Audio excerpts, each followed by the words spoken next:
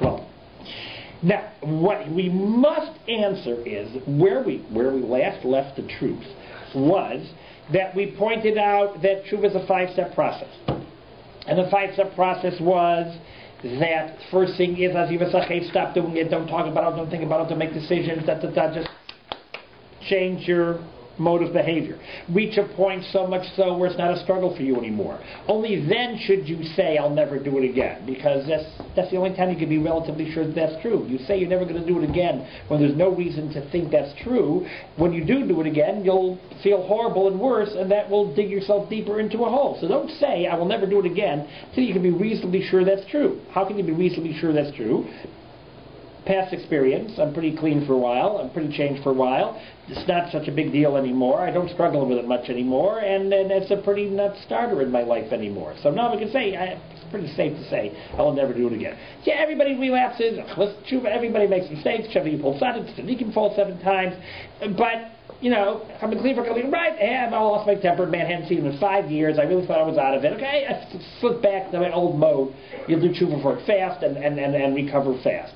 Right, but if you're still in the middle, you're still struggling. If you've changed your, you've done X properly for like 3 days in a row. That does not yet mean that you're a new person, right? Oh, that's my mother once, like twice. Good, but you have a whole years of reorienting your entire relationship with your mother. And yes, it's not a fault. You've gone to therapy, and everything is great. But until you've really had conversations and talked it through, and you're nice now, and you're calm, and she doesn't get under your skin, and she says those same things that always bothered you, and now you have the ability to and let it ride and smile, and you're a new person. You got it. You worked it out. So you know what? I'm never going to lose my temper with it again. I've worked it through. I got it settled. It doesn't bother me anymore. Thank God. I'm past it. Da da da da da. But if you just spent, one day saying, see, I didn't lose my temper then, I'm never going to lose it again. It was a miracle then, it was a struggle. You barely clenched your teeth. You don't promise it's not going to happen tomorrow. That's the Rambam's idea. Then, now that you've cleaned, and now that it's not a struggle, and now it's quite intelligent and reasonable that you should say, I'm never going to do it again, because it does look like that's the way it's going to be, then you slowly say, wow, that was really terrible, the thing I did. Then you confess. Which brings our confession on Yom Kippur to the fore, saying I at least, right? I am certainly nowhere near that stage on this long litany of Averos that we're talking about on Yom Kippur. On some things, for sure, I can tell God, listen, God, as you well know, a couple of years ago I struggled with some things. The last 2-3 years it hasn't been a problem. Last Yom Kippur I brought it up, and I said I'm sorry. And again, you see, this year I've been clean, Baruch Hashem. Once it was a slip, I'm sorry, and I corrected it. There are probably things you could talk about and say that about, but there's certainly plenty of things that were nowhere near that yet. So what are we blabbling about on Yom Kippur? That's our problem. So here's the punchline. I would have done this year a little differently if we would have had here next Tuesday, but so we're just going to have to jump out of order. I apologize. So we have to see a very important halacha, and as soon as I find it, I'm going to tell you where it is. Gosh sakes.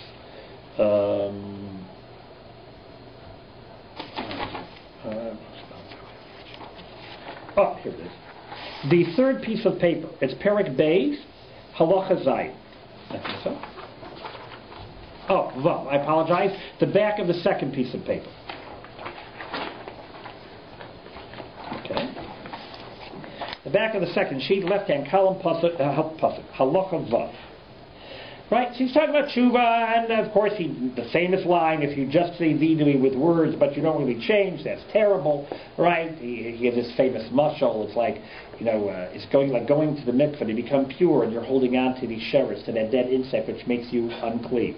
Right? You can't jump into a mikveh and say, hey, I'm sorry, you idiot, you're still holding the dead thing, you dope, get rid of that, and then go to the mikveh. So they say, I'm sorry, I'm never going to do it again. What are you talking about? You did it 2 minutes ago. Right? So this famous thing, and he gives ideas how to do tshuva. It's very beautiful. You should try it. Da. Wonderful. Halacha Vav. Ava pisha tshuva. Even though tshuva and tzaka, crying out to God, calling out, talking to God, is yafa la'olam, is always beautiful, always a good thing. At any time, you can pop up and say the vidui. You finally conquered it through.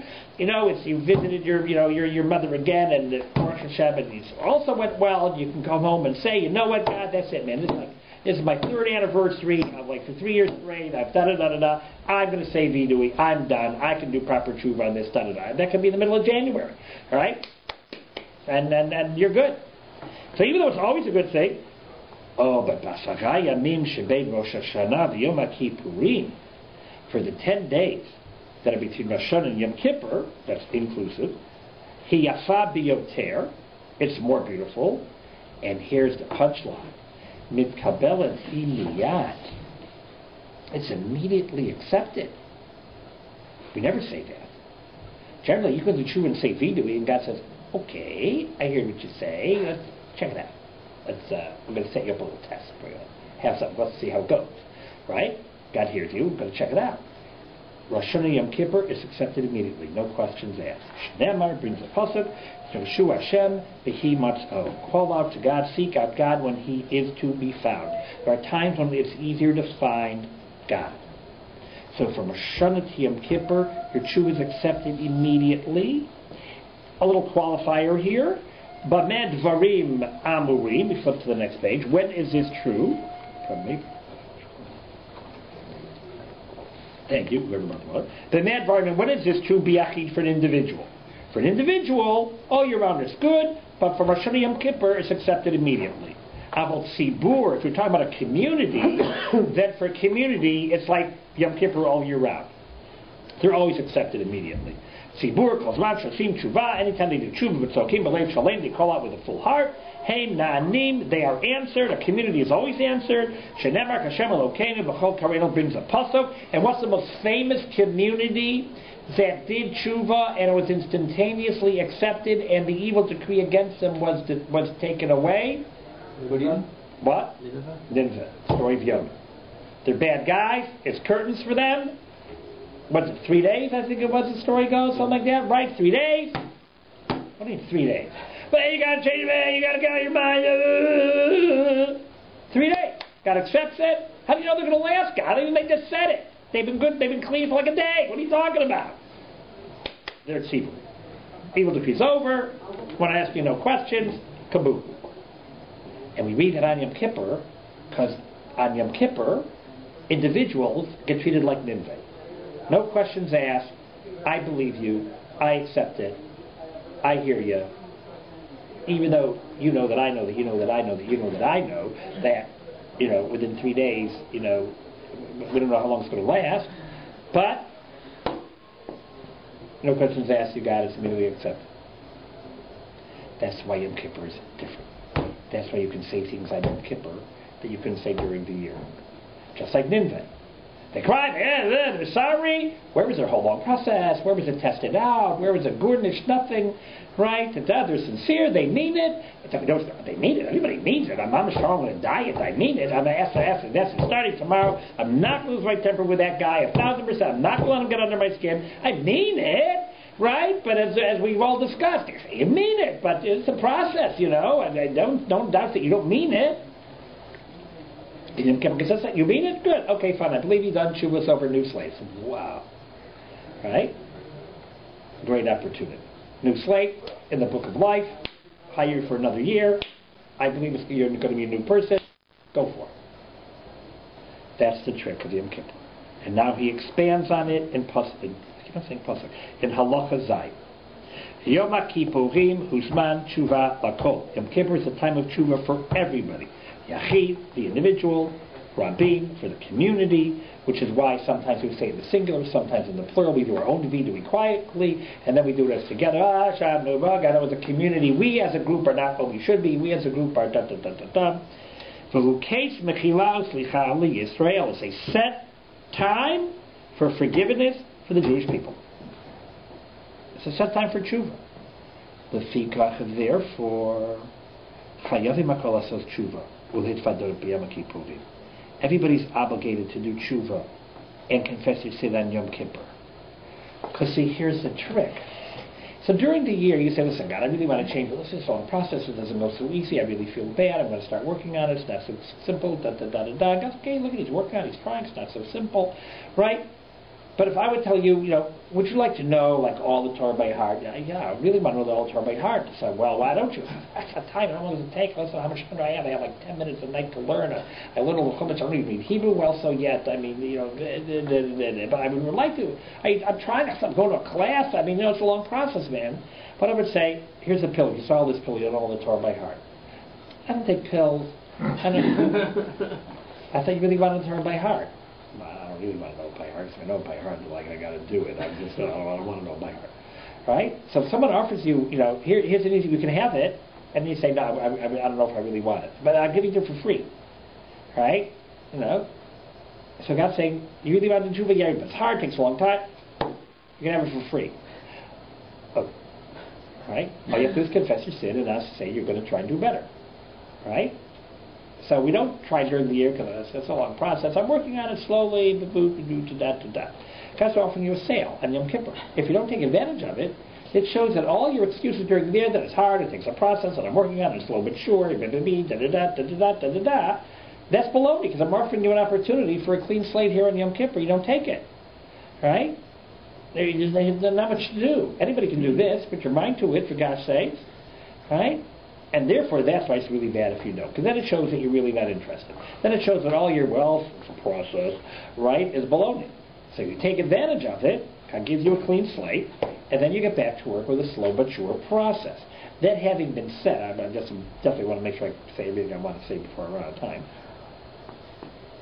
Do remember, don't promise, you will notice in your siddur, the vidui on Yom Kippur is almost the regular vidui, except you don't find in the Yom Kippur, feel bad, it was a bad thing, I'm trying to read all these bad things, and forgive me for these things, and forgive me, and I'm sorry, and it never says I'll never do it again.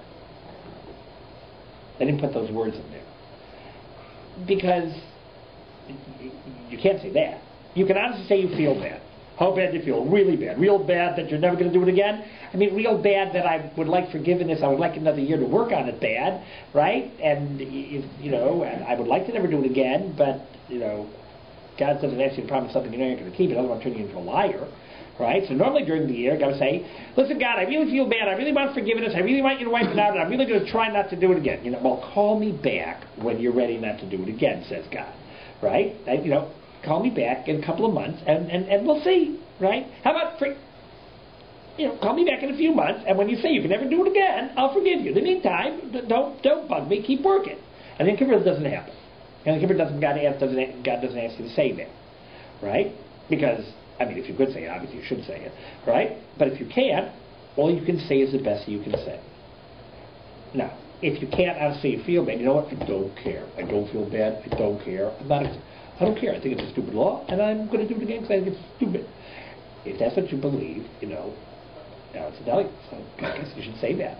You've got to be honest, right? But under the assumption that, we all do feel bad, and if we could but do the right thing, we would certainly like to. We don't have anything against being nice to people and not lying and stealing and cheating, and we would like to keep Shabbos perfectly, and we would certainly like to do this, and we'd like to understand everything, right? It's hard. It's a process, 100%. So on Yom Kippur, you get a chance to get a clean slate, because we need a clean slate. God forbid, if we're not in the book of life, then we're not going to be able to work on it next year. There won't be no process. So we have to convince God that we're the kind of people you want to rehire. So we really feel bad. We really would like to do the right things. Yeah, listen, and I know, God, that it's a process. But it's not that I don't care. It's not that I don't feel bad. It's not that it's not that, I think it's stupid. Listen, 100%. I would like you to. I'm not promoting, lying. I would like to, not promoting not getting along with so-and-so. It's a value I ascribe to. It's just hard. And what am I going to do?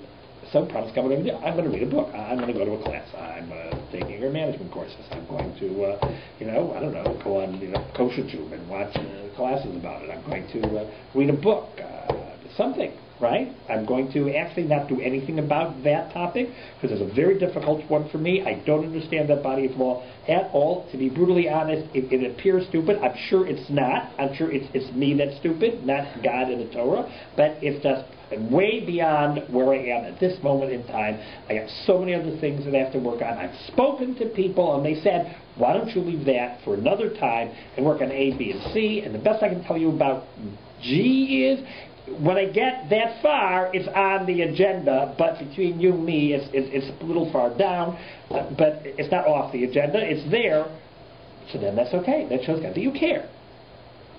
You care. You're trying. You're working. That's the best you can say. The best I can say is I don't understand it. I so don't get it. I don't even want to learn about it now because I'm not going to learn about it objectively because I'm hung up on it, to be brutally honest. So I'm working on the things that I can work on. And when I get there, I will get there and I will read about it and I will try to open my mind. I'll certainly give it a shot. I'm not rejecting it out of hand, but it's just something I don't believe I can work on right now. But this is what I am working on. You should be noticing the following changes. And that's what I'm saying. Now, normally during the year, that's like, come back when you're ready to say something. Yom Kippur is about Teshuva L'Kol.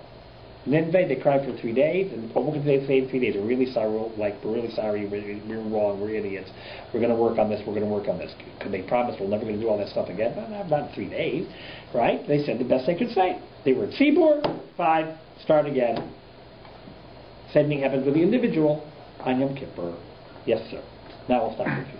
So we just had a really interesting class with Kulik about, how not like textual accuracy isn't always important, but how, in Rosh Hashanah that, every word, and it's like Kel Kadosh as opposed to Melech Kadosh and blah, blah, blah. So if one of the things in the Rosh Hashanah Vidui is a thing that you've actually been working on, forever, and you feel confident that you will never do it again, is it appropriate to introduce that language? Excellent. Thank you very much for saying that's another thing I'm glad to say. Just so excellent.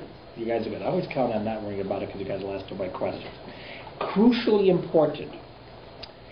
If you can picture your machzor in your head, or just try and recollect your Yom Kippur davening, right? You will notice that the vidui, we say as individuals, get the communal one, because that's just a different ballgame. That's a generic, general. We as a community, da da da. But you're a personal individual, little al chaitz and ashanu bagadnus, are all technically after Shmoneh Esrei is ended.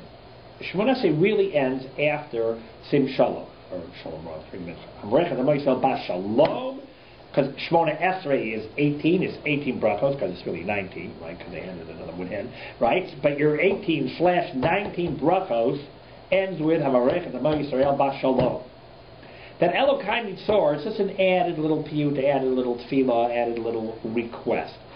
That's why, for example, if you finish V'reich D'Moisel Bas Shalom, and the Chazan has already started repeating the Shmoneh Esrei, and they're up to Kedusha, once you've said V'reich D'Moisel Bas Shalom, you're really done. And as long as you say that little you or Asadim Reifi V'goni V'fanech Hashem Tzuri V'goali, which is a little ending liner, right? You can answer Kedusha. You can answer Kadosh, Kadosh, Kadosh.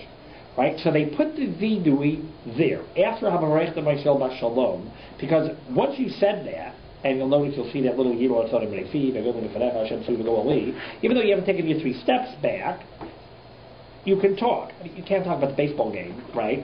Right? And you can't stop schmooze, and you're really supposed to finish that little paragraph and take your 3 steps back, but you can talk more freely.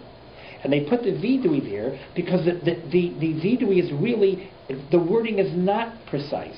Do you know what the vidui is done by the aleph bays? They did it by the aleph bays because they thought that would help you remember things you wanted to say. So they said, sham nu aleph, ochel, eating. Well, yeah, so there's things I got to talk to you guys about eating, right? I ate the brachas, I used to eat da-da-da, I ate unhealthy stuff, da-da-da, right, eating. Right, aleph, what else is ochel, aleph, beis, bagadu, beis, bittul, wasting, I wasted time, bittul Torah, bizui, embarrassing, I embarrass people, right, yeah, I haven't, there's this one guy now, I made fun of him, what was I making fun of him for? It's really stupid thing, I'm going to ask him, I'm really sorry, I'm going to talk to him about it, I don't know why I make fun of this guy all the time, beis, brachot, beis is brachot also, blessings, I don't make my blessings properly, beis, what else is beis, I don't know, right? Gimel, Gazal no stealing. Gimel is haughty. Gimel is, right? And that's why they did it in the aleph base, because if Hebrew is your natural language, so that's all they wanted. They wanted it to be a mnemonic way of, and there are vidui chidah, vidui this one, vidui that one, who just list all your possible alephs. And all your possible bases, and all your possible gimels. Not that you should say them all, but you read through and say, no, I don't do that. That's not really a problem for me. That's a good point. I do struggle with that one. Mamash forgot about it, but it's a good point. God, it really is a good point. And say something. Say, it's a good point, God. And what am I going to do about it? It's, well, I didn't even think of it. So you escape if they don't apply to you? Something? It's like a menu. It's a menu, 100%. You have to read the whole thing. Right. Right, no, that's exactly right. In the communal ones, that's our shab that we as a community, that's the communal we all, because remember, anybody else who did anything wrong, it's your fault too. because we're all responsible for others. If you would be the most perfect person you could be, right, your Kedusha would spread and no one else would do anything wrong either, we believe, right? We're all responsible for other Jews. So even if I don't know anybody who did that out there, but I'm sure there's Jews somewhere who did it, I'm responsible, God. I know that there's a Jew anywhere who did something wrong. That's my responsibility too. That's the public when we say, God. Right. But in privately, 100%. Right? So we all say the Yashavnu because, that's just the way it's listed. And but they're pretty generic terms. So Gazalnu is stealing. That's a little more precise. And we've all stolen things, we've misrepresented things, we've stolen paper clips, we've wasted people's times. That's stealing. Right? So, but that's how it works. Okay? So you're right. It's really a time. I tell me it's really a time to talk to God.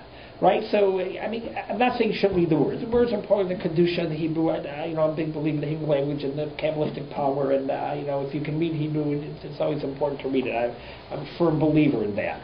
Right? But if it doesn't mean anything, then just skip and just make your list and talk about things. And again, so the Hebrew, so if you know Hebrew, there's a long list. And you sort of read through them and it just lists different things, under bays, just also see this and Bittul Torah, right? I always have from Torah, and I embarrass my parents. I embarrassed Tommy, and I write them, Dalit, and even Dibar and Dofi, Dibor, speech. Wow, I spoke Lashon Hara, I spoke lies, I spoke this, I spoke that, right? You can, spend quite a few minutes on Dalit, that's Dibur, speaking, right? That takes some time for everybody, right? But that's exactly the point.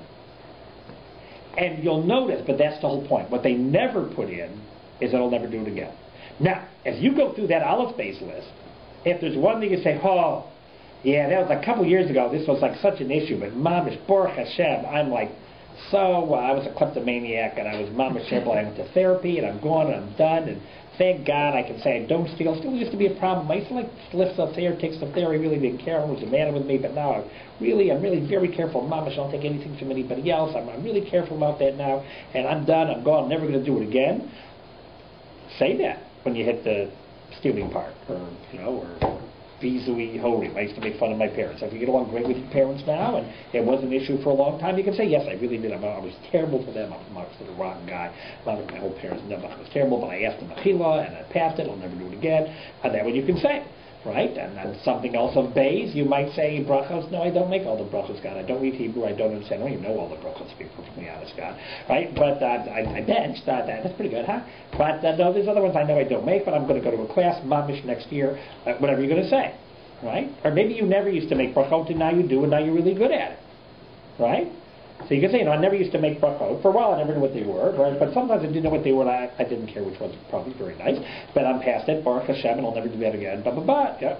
100%. It's left over. That's why it's in that spot in Shemon Esrei. You can talk. It's free time. You can juggle. You can say whatever you're supposed to say. It's exactly the point. And all that Aleph Bey is just to remind you that sins that we did with knowledge and without knowledge. Sins that we did with Dibur Peh. Right? They're generic, open terms, and you should stop for a second. They're just kind of like jog your memory, right? Sins that we've done with haughty eyes, right? What does that mean? So think of it, haughty eyes. It's a cute term. I look down on people. I'm condescending.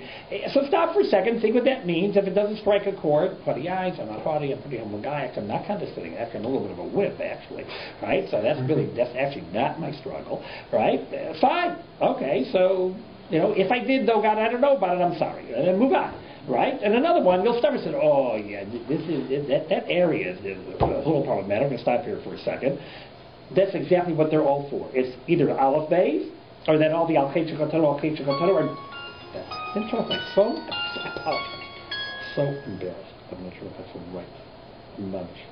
How do you publicly apologize in front of my... What letter is that? I didn't turn my phone on. Yeah. Lo, whatever. Yeah. Pelephone. Right. Pelephone. Right. But that's exactly the idea. The idea is that it is generic. You can talk. There are lists of topics and ideas. Right. The Ashamnus is Aleph Beis. And the Al-Chet Shekatanus are generic terms, with haughty eyes, with whatever it is, with speech. And stop and think. That's exactly the point. That is exactly the point. And if on some you could say, I'll never do it again, then please go ahead and say that. But the rabbis didn't put it in there because you have to make your call on each one where you can honestly say that. So if I can't say that, what's the point? You're right, during the year there is no point. During the year there's nothing to talk about. If it was during the year, you wouldn't be talking at all about things that you can't say you'll never do it again. You just be quiet and keep working.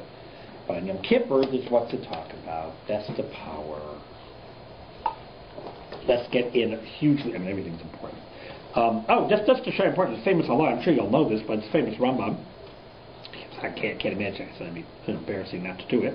Let's just say it again from Zion. That's the beginning of Zion. Yom Kippurim is about Tshuva. Call Yom Kippur is time for Tshuva for everybody. Yachid, the individual, Rabbi, the community, who case Mechilas Chal Yisrael, it's a set time for forgiveness of the Jewish people.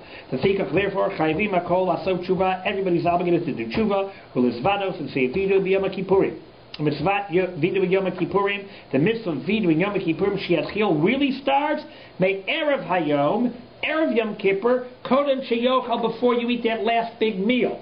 If you remember, we daven Mincha Erev Yom Kippur before we eat that big meal, right? Because once you're going to go to shul, you start with Kol Nidre and go into Ma'ariv. There's no Mincha. Mincha's done earlier in the day, and the Mincha Yom Kippur, Erev Yom Kippur, it's a regular Mincha, but at the end, you say the full Vidui. You say Vidui. Why do we say it's not even Yom Kippur yet? Same as Rambam. Why do we say it then? Shema Yechanek Basuda. What if you choke in that last meal? Kodem Sheyitfadeh, before you had a chance to say Vidui. Yeah, well, you can choke anytime. Yeah, but see, Yom Kippur is like a fire sale. Yom Kippur is a great opportunity. That would be like the biggest bummer on the planet to choke in your last meal and never get a chance to say Vidui. So even though it's only Erev Yom Kippur, so it's not Yom Kippur, but it's Erev Yom Kippur, get a Vidui in. Get a Vidui. God forbid you. What if you don't make it to Yom Kippur? Get in a Vidui. And even though you said Vidui then, once it really is Yom Kippur, if you lived through the meal and made it to shul, of course, once it's really Yom Kippur, then obviously you say the Vidui on Yom Kippur. Right? Of course. Right? You don't say, well, I said it Erev Yom Kippur, so there's nothing more to say. Don't be an idiot. Right? Right? Famous Rambam. Now everybody says, maybe choke the meal. I mean, maybe there's going to be a meteorite will strike you, maybe. Right? I personally believe, and this is just personal Rabbi Feigenbaum here, right? I personally believe that the power behind this halacha is, I think Chazal, the rabbis instituted this because they wanted you to appreciate the power of Yom Kippur. It's so important. It's such an opportunity that on the off wild chance that you might choke at the meal, it's worth saying in a vidui just to get it in for the 1 in a billion guy that would miss it. It's so important. So what does it cost you? An extra few minutes on your Shemoneh Esrei? And who's it going to help? The 1 in a million guy who just might choke during that meal? Look how important it is. And it impresses upon us. Right? Even though none of us assume we're going to choke during that meal, it impresses how important the day is. Look how great it is to do tshuva and daven to Kodesh Baruch Hu on Yom Kippur, that we're sneaking one in Erev Yom Kippur because of some wild off chance, which we would never do any other time.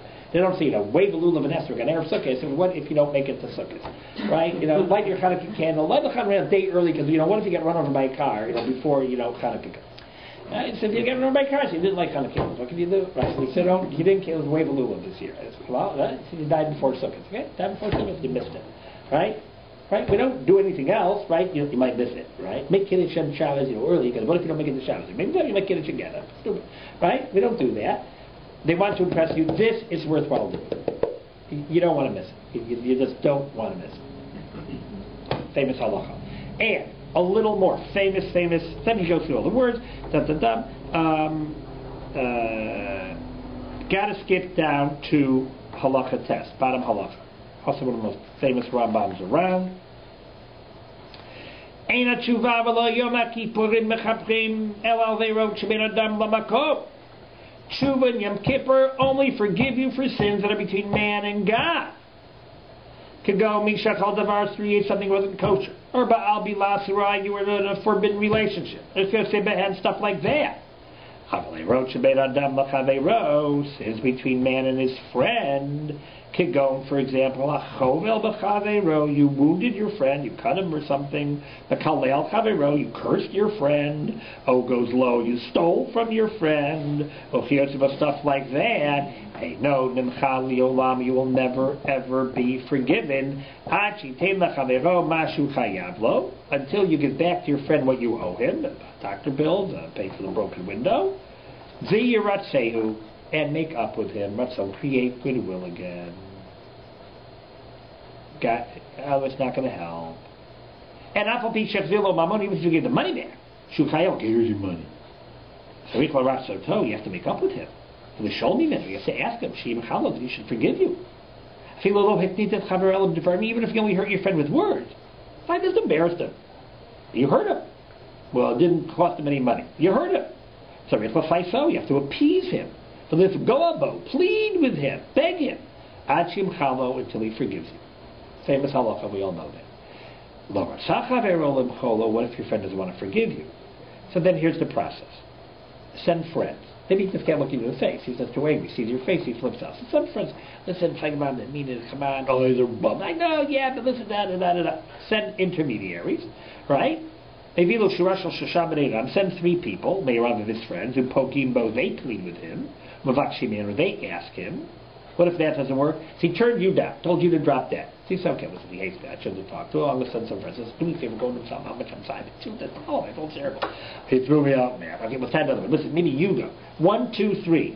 Does it work? Loan it to Ratzelahem. If he doesn't agree to them, maybe I'll go.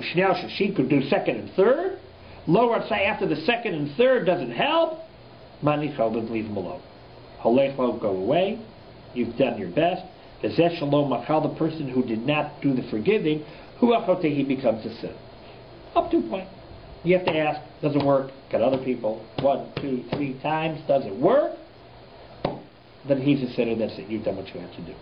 Unless, if this was your Rebbe, then holechu ba'afilu elef pamim. You have to go back and forth even 1,000 times till he forgives you, because we assume that your Rav, if he's not forgiving you, it's for a good reason, to teach you some kind of a lesson, so you have to keep on going back. Anybody else, fair, after you said no, then friends went 3 times, then you've done all that you can do, and the other person is obligated to forget. No matter how big the Avera is. Number Yud, Asur li'adam li'ot achsari, is prohibited to be cruel, v'lo yitpayes, and not to be appeased. Al yanoach lirtzot, you should be easy to be appeased, v'kasher lichos, and hard to anger, slow to anger, u'v'shash v'vakesh v'meno ha'chatev l'mchol, and if the sinners ask you for forgiveness, mochal b'lev shalem. Forgive him with a full heart, with a willing soul. Filu sarlo, even if he caused you pain. V'chatalo harbein, sinned against you a lot. Lo yikom, don't take revenge. Lo yitar, don't bear a grudge. Zed darkam shel Yisrael, this is the way of the Jewish people, for libam hanachon, and their good heart. That's what you have to do.